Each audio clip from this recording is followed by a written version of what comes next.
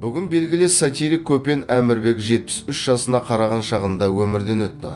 Бұл қаралы хабарды оның ақын інісі Серік Сейітман растады. Осыған дейін сықақшының қатты сырқаттанып қалғанын, еміне қомақты қаражат керек екені туралы айтылған еді. Көпен Әмірбек 1950 жылы 29 наурызда Оңтүстік Қазақстан облысының Отырар ауданына қарасты Ешқора елді мекенінде дүниеге келген. Орта мектепті бітірген соң Отырардағы халық театрында еңбек жолын бастаған. Ол қымызхана тамаша ойын-сауық отауының белсенді авторы ретінде, сондай-ақ өзі құрған Көпен келе жатыр атты сатиралық театрмен көрерменге кеңінен танылды. Орыс әдебиетінің классиктерінің мысал-мысқылдарымен лезген сатиригі Жамидиннің және өзбек әзілкеші Абдулла Қақардың бірсыпыра сықақ өлеңдерін қазақ тіліне аударды. Президент гранты мен Парасат орденінің иегері, халықаралық Алашы әдеби сыйлығының лауреаты. AIS-KZ каналы Көпен Әмірбектің қазасына байланысты отбасына қайғырып көңіл айтады.